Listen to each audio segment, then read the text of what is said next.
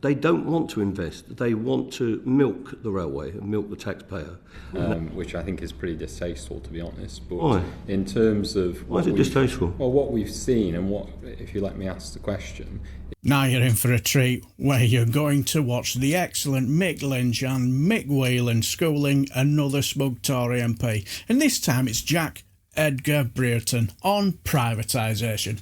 Now this happened in the Transport Committee meeting on the scrutiny of the draft rail reform bill on Tuesday the 14th of May 2024. So sit back, get your popcorn out and enjoy.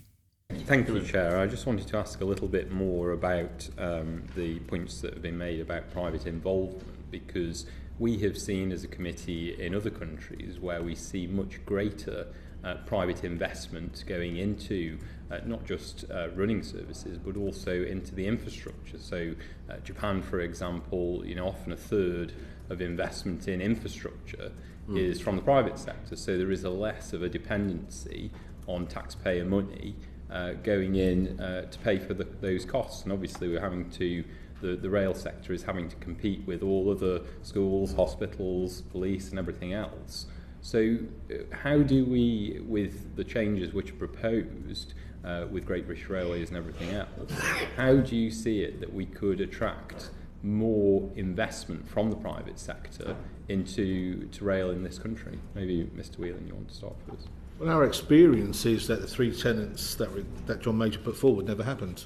Privatisation was going to drive competition. We know that didn't happen. Privatisation was going to drive investment. We know that didn't happen. Privatisation was going to drive innovation. There's nothing in this bill that encouraged anybody to build 1 inch of track. There's nothing within this bill, right, because the short-termism of the way open access works, if you get a 10 or 15-year contract, that would encourage you to build a train. You'd lease, buy, or get them from some other party. There's nothing I see within this bill that actually encouraged private investment. The whole model has basically been for years that, other than Chiltern, I won't mislead everybody, in the early days, right, that we've had no private investment in our railways for the last 23 years. It's all come centrally. And this, again, will only encourage privateers to come into an already set up infrastructure to see if they can run trains within it. There's nothing in here that actually will drive the investment that you'd like to see.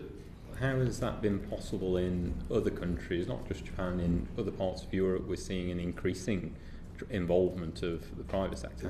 How has it happened in those countries, but it's not happened here? Because the only line I think that we have had built would have been HS1, which is currently owned by a Canadian Teachers Pension Fund, the last time I looked.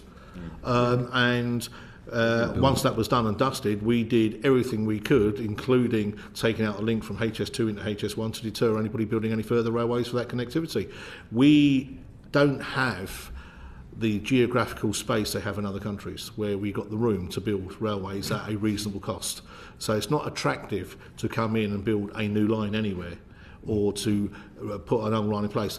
We don't have the skill sets in the UK or the supply chains to do it either. So I think in elsewhere it's done because it can be done for relatively economic, on a relatively economic basis. We're getting a return that pays for the initial investment.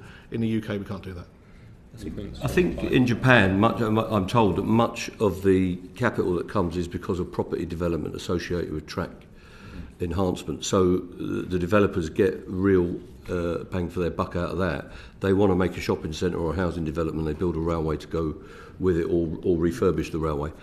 I don't know if that's completely true, you may have more facts, but we have had private sector involvement, and it's under the Labour government, ironically. HS1 was meant to be built by a private operator, London and Continental Railways. It went bankrupt and had to be rescued. We built it for $7 billion of public sector money because the private sector failed. Then Mr Cameron sold it because he's such an astute businessman for $900 million. So he lost $6.1 billion on that. We had to rescue Tube Lines and Metronet, who came onto the tube. Another previous Labour government initiative.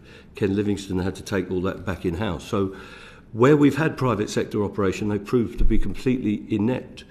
They don't want to invest. They want to milk the railway and milk the taxpayer.